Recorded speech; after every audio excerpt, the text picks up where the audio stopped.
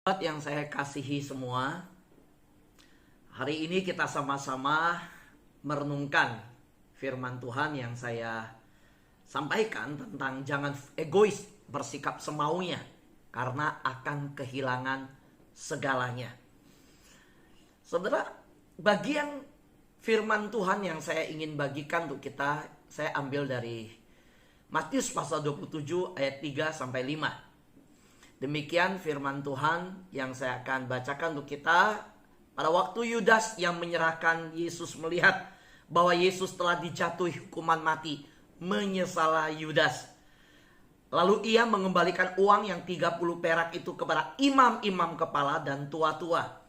Dan berkata, "Aku telah berdosa karena menyerahkan darah orang yang tak bersalah." Tetapi jawab mereka, "Apa urusan kami dengan itu? Itu urusanmu sendiri." Maka Yudas pun melemparkan uang perak itu ke dalam bait suci, lalu pergi dari situ dan menggantung diri. Nah, hari ini saya hanya punya waktu untuk membahas ayat yang ketiga, yaitu pada waktu Yudas yang menyerahkan Yesus melihat bahwa Yesus telah dijatuhi hukuman mati, menyesallah Yudas. Nah, selanjutnya besok ya, di seri khotbah selanjutnya kita akan melihat bagaimana Yudas berkata, "Aku telah berdosa karena menyerahkan darah orang yang tak bersalah." Baru kita lanjut lagi kepada pengertian-pengertian yang lainnya. Nah, saudara yang terkasih dalam Tuhan, inilah yang saya sebut bahwa ketika bersikap egois, bertindak semaunya, orang akan kehilangan segalanya. Nah, saya melihat bahwa seringkali penyesalan itu datang di akhir. Ada sebuah sindiran yang berkata bahwa kalau di awal itu namanya pendaftaran. Jadi kalau orang berkata, "Kenapa ya penyesalan datangnya di akhir?" Ya, karena kalau di awal itu disebut pendaftaran. Biasanya kalau orang menyesal, itu selalu ada kata itu andai. Seandainya. Soalnya sering tuh akan menemukan orang berkata, "Seandainya saya nggak telat. Seandainya saya sering membesuk orang tua saya. Seandainya waktu orang tua saya masih hidup, saya ada di sampingnya banyak waktu. Seandainya waktu anak saya umur 3 tahun sampai 6 tahun saya disiplin dia, nggak begini. Andai dalam pernikahan saya, dulu saya benar-benar benahi dari awal punya waktu untuk pasangan saya.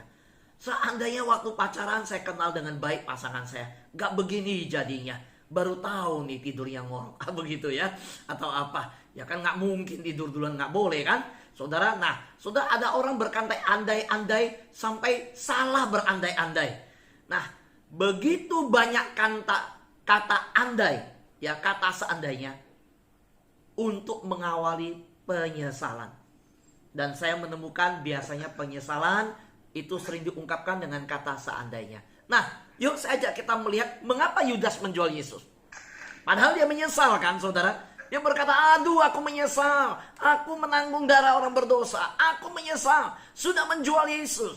Nah, kalau menyesal, nah kita cari nih motivasinya. Kenapa Yudas menjual Yesus? Alasannya apa? Yang pertama, saya melihat bahwa berkuasa dan memerintah bersama Yesus menjadi motivasinya. Dia melihat Yesus dalam pelayanannya, wah banyak mujizat, bukan hanya di situ. Puncak daripada pelayanan Yesus sudah saya ajarkan di khotbah-khotbah sebelumnya.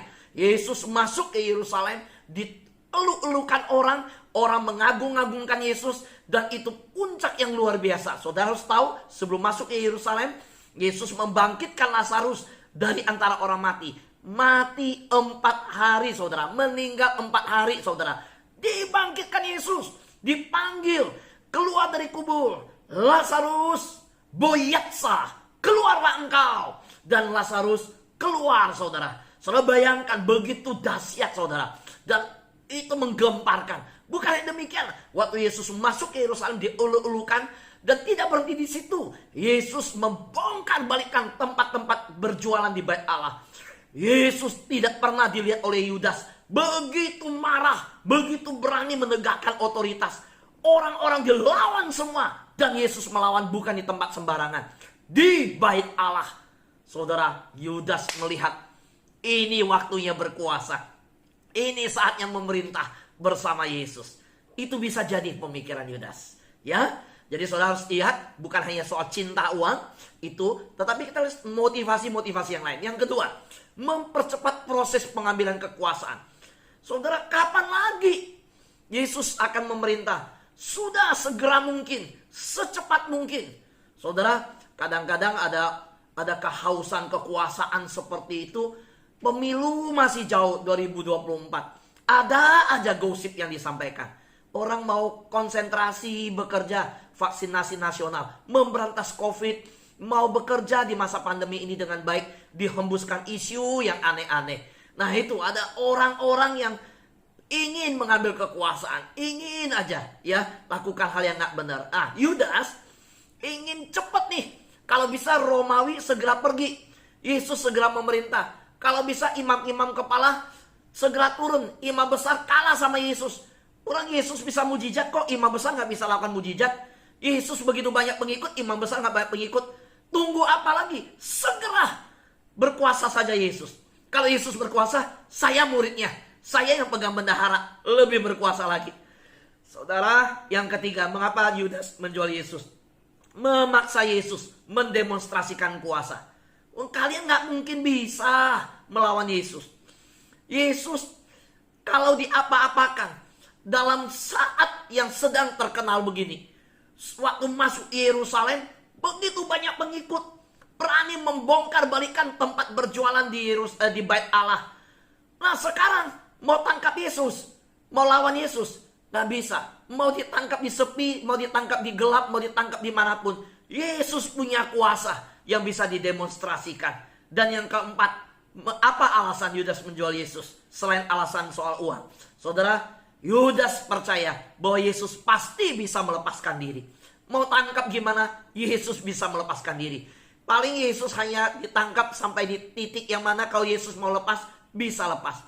Ada banyak terjadi di mana Yesus waktu diserang, Yesus dikerumunin, waktu Yesus mau dianiaya, tiba-tiba Yesus bisa lepas dari kejadian itu. Yudas pernah alami. Saudara, itu bisa menjadi alasan-alasan di mana Yudas menjual Yesus selain masalah dia adalah bendahara, masalah uang.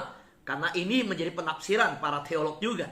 Nah, saya mengajak kita melihat bagaimana dari seluruh alasan ini, keempat alasan ini semuanya kalau saya simpulkan adalah pengharapan terhadap kekuasaan di dunia ini. Pengharapan akan kekuasaan di dunia. Saudara, karena itu saya mengingatkan kita melalui khotbah ini. Di dalam Markus pasal 10 ayat 35 sampai 37. Kita kembali ya kepada Markus ya. Kita lihat Markus pasal 10 ayat 35 sampai 37. Lalu Yohanes dan Yakobus dan Yohanes, anak-anak Zebedeus, mendekati Yesus dan berkata kepada Yesus, "Guru, kami harap supaya engkau kiranya mengabulkan suatu permintaan kami." Nah, kali ini bukan minta Yesus ngajarin doa puasa, bagaimana ngajarin pelayanan, cara pelayanan. Mintanya sudah beda, saudara. Karena apa? Kita tahu itu Yesus itu sedang dalam pelayanan yang disorot, pelayanan yang begitu luar biasa. Dan bukan hanya Yudas, saudara, jangan berpikir Yudas aja. Yakobus, Yohanes minta nih, kita minta sesuatu. Nah, jawab Yesus kepada mereka, "Apa yang kamu kehendaki, aku perbuat bagimu." Apa? Lalu kata Yakobus dan Yohanes, "Perkenankanlah kami duduk di dalam kemuliaan-Mu kelak, yang seorang lagi di sebelah kananmu dan yang seorang di sebelah kirimu." Saudara, ini kelihatan rohani ya. Berpikir tentang kekekalan, sekarang di dunia sudah persiapan. Enggak, saudara. Di dalamnya juga satu motivasi yang keliru. Yaitu apa? Saya bongkar ya, saya lihat. Motivasi yang keliru adalah berpikir konsep memerintah seperti di dunia, melihat, kalau pemerintahan di dunia seperti ini. Nanti kalau di surga memerintah, enaknya seperti di dunia nih. Maka kalau memerintah di dunia aja sudah enak seperti ini, berkuasa seperti imam, ahli Taurat, Romawi, pemerintahan. Kekuasaan di dunia aja begitu luar biasa. Apalagi kalau berkuasa memerintah di surga, di samping Yesus. Wah, sekarang aja di samping Yesus saja 5.000 orang melihat kok. Siapa Yesus buat mujizat? Orang terima kasih ban-ban kamsia semua. Apalagi kalau di surga memerintah. Nah ini saudara, permintaan Yakobus Yohanes memerintah di surga bukan berarti mereka rohani. Tetapi mereka punya konsep bahwa memerintah di surga itu seperti memerintah di dunia. Saudara, maka kita lihat kata Yesus kepada mereka, kamu tidak tahu apa yang kamu minta. Dapatkah kamu meminum cawan yang harus kuminum dan dibaptis dengan baptisan yang harus kuterima? Soalnya kita tahu di Taman Getsemani Yesus berkata, Bapa, biarlah cawan ini lalu daripadaku. Biarlah cawan ini lalu daripadaku. Cawan penderitaan, cawan yang harus dilalui ketika diminum, artinya bahwa Yesus jelas bahwa ini cawan pahit yang harus diminum untuk menanggung dosa umat manusia. Nah kita tahu bahwa Yesus menjawab, kamu tidak tahu apa yang kamu minta. Nah ini saudara, kalimat ini saudara perhatikan. Saya mengajak kita doa fajar. Dan ini bicara doa saudara. Ketika bicara doa, saya berpikir bisa jadi loh banyak orang Kristen nggak tahu loh yang dia minta itu apa. Pak, tahulah, saya mintanya ini, saya mintanya ini. Saudara, kita memang tahu yang kita minta. Yang dimaksud Yesus dalam hal ini, kita minta dalam pengertian yang salah. Soal pokok doanya kita tahu. Tapi pengertian yang kita miliki dalam meminta hal itu tahu tidak? Ketika kita minta hal semua lancar, boleh lancar untuk siapa? Untuk kerajaan Allah, untuk melayani, untuk baik. Atau seperti Yohanes Yakobus, kalau duduk di samping kanan kiri Yesus, untuk aku yang hebat, untuk kemuliaan Tuhan, soli Deo Gloria, atau untuk keegoisan kita. Saudaraku yang terkasih dalam Tuhan, kalau kita kenal doa-doa di Alkitab, orang-orang dipakai Tuhan, doa yang luar biasa. Di dalam Mazmur dikatakan, jangan berikan aku kekayaan supaya aku kalau kaya melupakan engkau. Juga jangan berikan aku kemiskinan. Ketika aku miskin, aku tidak memuliakan namamu. Itu doa yang luar biasa. Daniel, Nehemia, ketika datang dalam doa, dia bukan nunjuk orang lain berdosa. Ketika dia lihat tembok Yerusalem runtuh, Nehemia, dia nangis, dia doa, dia hancur hati, dia bilang apa? Akulah yang berdosa, kaum keluargaku yang berdosa. Kamilah yang berdosa sama Tuhan. Itu urutan doanya. Begitu mencengangkan, mengagumkan. Bukan doa bahwa orang berdosa. Kamilah yang berdosa. Daniel berdoa untuk bangsanya. Dia berdoa menangis dalam ketulusan. Sampai berdoa pun ditangkap orang. Siap ditangkap. Ayo silakan tangkap. Bikin aturan kalau berdoa bukan kepada patung yang dibangun oleh raja. Itu berdosa, melanggar hukum. Nah kalau udah bicara melayani Tuhan, wilayah rohani dianggap melanggar hukum. Sudah nggak bisa. Ini wilayah rohani. Ya kan? Saudara, dan Daniel mempertahankan wilayah rohani ini. Akhirnya ditangkap. Nah kalau anak Tuhan sekarang minta sama Tuhan. Mau mintanya di waktu yang enak, mintanya di waktu yang nyaman. Kalau doa fajar jam 5 bangun jam 4.30, waktunya nyaman. Tuhan kan dengar kapan aja berdoa. Saya doa yang saya bisa aja. Nah ini aja jadi pertanyaan kan. Saudara, bukan berarti nggak boleh di waktu lain.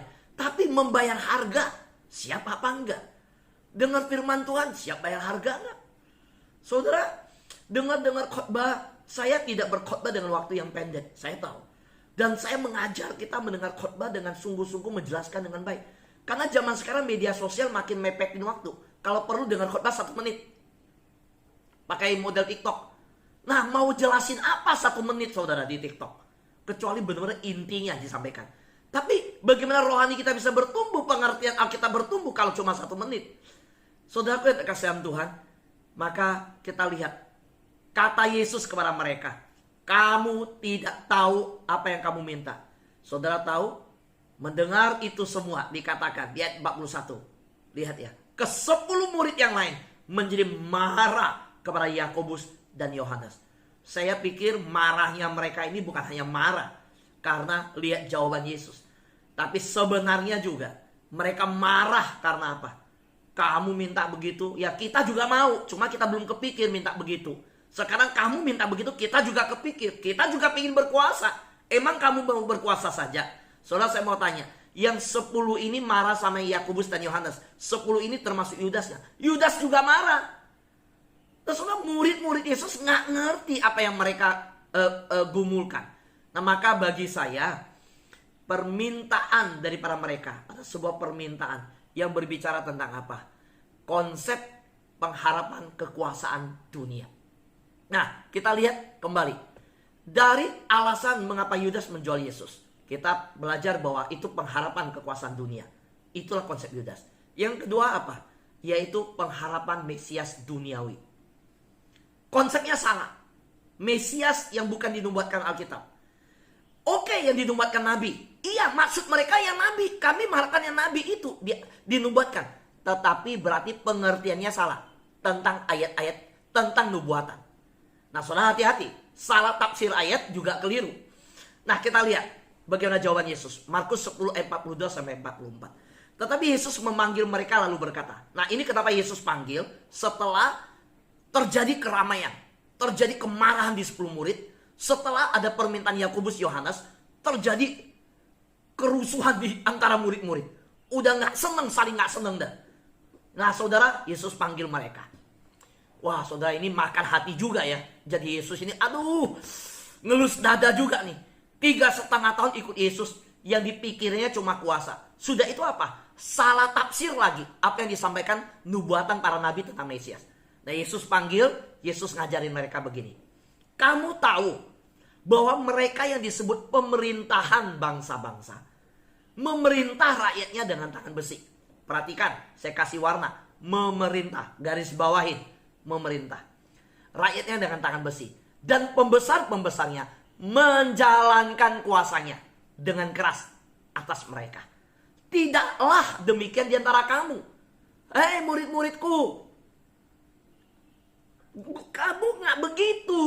Kamu itu beda. Itu orang dunia, kamu murid aku. Itu orang dunia, kamu orang Kristen. Tidaklah demikian di antara kamu. Ini penegasan yang luar biasa dari Yesus. Kamu itu beda. Kamu udah dipanggil dari gelap kepada terang. Pancarkan terang, jadi garam. Bukan masih di dunia. Nah, lihat kalimat selanjutnya. Barang siapa ingin menjadi besar di antara kamu, hendaklah ia menjadi pelayanmu. Dan barang siapa ingin menjadi yang terkemuka di antara kamu, hendaklah ia menjadi hamba untuk semuanya. Garis bawahi kata-kata ini. Perhatikan ya.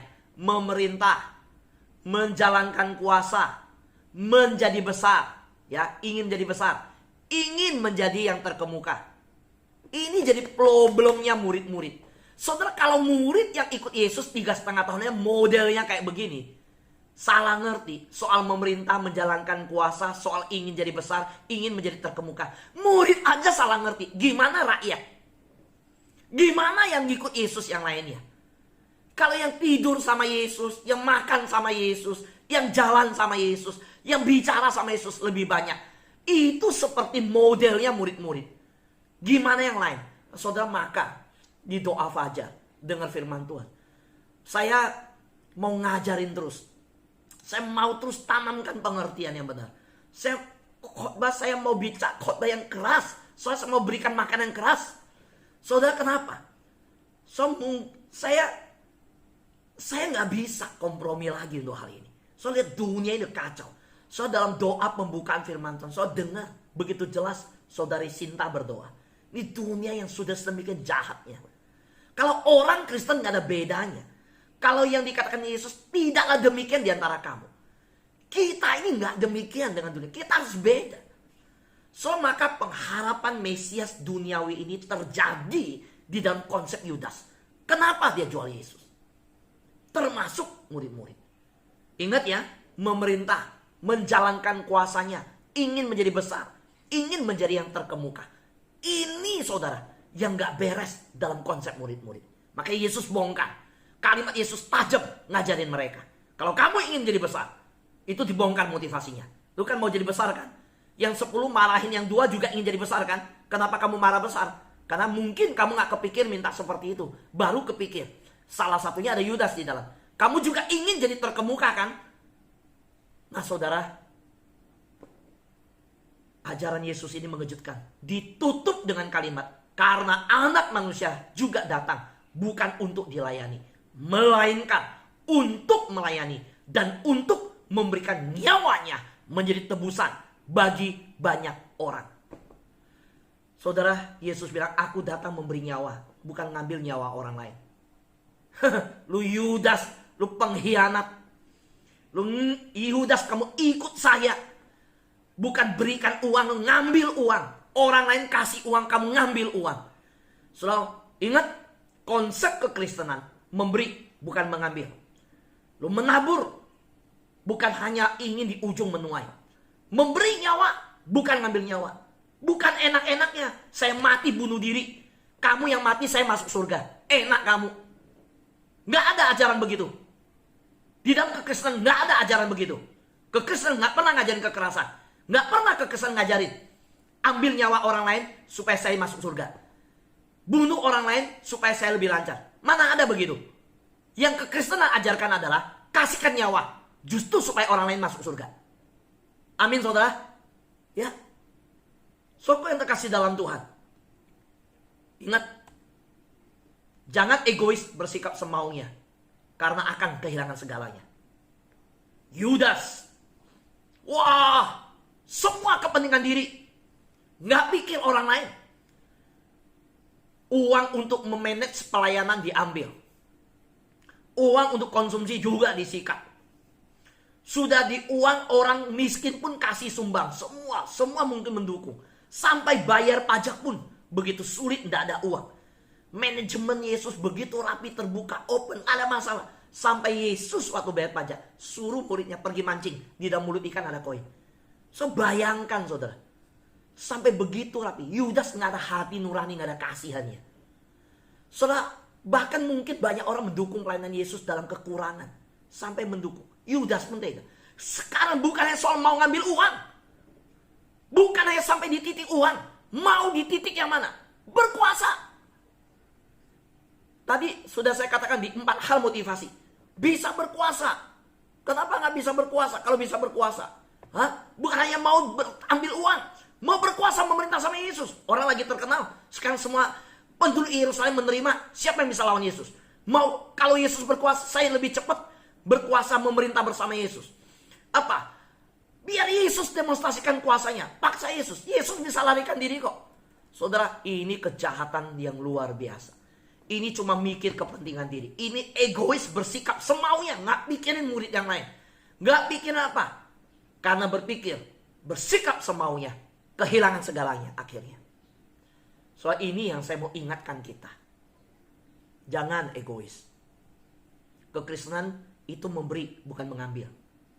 Memberi pelayanan, memberikan doa, memberikan perhatian, memberikan kasih, menelpon teman, ajak dengar firman Tuhan, ajak doa. Ketika dibagikan firman Tuhan, tidak berhenti di tangan kita handphone, berita firman Tuhan kita sampaikan, share ke yang lain. Jangan share hoax. Ingat ya, jangan share soal-soal hoax. Jangan berita-berita yang gak benar. Berita, ujian, sampaikan yang positif. Kalau memang kerjaan, sampaikan hal yang benar. Saudara, jangan bersikap egois semaunya, karena kita akan kehilangan segalanya. Saudara, saya bacakan ayat yang terakhir ini. Yudas ini telah memberi sebidang tanah dengan upah kejahatannya. Lalu ia jatuh tertelungkup dan perutnya terbelah, sehingga semua isi perutnya tertumpah keluar. Saudara, ini deskripsi yang paling mengerikan dengarnya. Di Alkitab deskripsi jatuh tertelungkup, perut terbelah, isi perut tertumpah keluar. Yang dikenang dari Yudas begini nih. Saudara, ini yang disampaikan oleh Rasul di kisah Rasul, dan ini yang terjadi pada Yudas. Kehilangan semuanya. Uang hilang, nyawa hilang. Saudara, rencana yang dibuat hanya untuk mementingkan diri sendiri adalah rancangan yang akhirnya menghancurkan diri sendiri. Saya ulangi, rencana yang dibuat hanya untuk mementingkan diri sendiri adalah rancangan yang akhirnya menghancurkan diri sendiri. Saudara, rencana yang dibuat Yudas. Rencana yang hanya mementingkan diri sendiri. Semuanya aku, maunya diri, memperkaya diri, mau berkuasa, semua berpikir tentang diri. Tapi akhirnya apa, saudara? Menghancurkan rencana yang dibuat, justru rancangan yang menghancurkan diri. Saya percaya rancangan Allah ada rancangan damai sejahtera, bukan rancangan kecelakaan. Amin, saudara. Ya, amin. Jadi kita yakin kalau orang yang hidup dalam pelayanan dan hidup dalam Tuhan, dalam panggilan Tuhan, dalam mencari Tuhan, dia akan mengalami damai sejahtera, bukan rancangan kesalahan. Setiap kita yang mendengar firman, yang dalam doa fajar, sedang mencari Tuhan dalam rencana yang indah. Dan saya percaya, kita akan hidup dalam rancangan damai sejahtera Tuhan, bukan rancangan kecelakaan. Yang penting, kita mendahulukan kepentingan surga dan kerajaannya, bukan kepentingan kita. Yang penting, kita memprioritaskan kerajaan surga, bukan kerajaan kita. Yang penting, kita menghadirkan kehendak Tuhan di bumi seperti di surga, dan mencari dahulu kerajaan Allah kebenarannya, bukan kepentingan kita.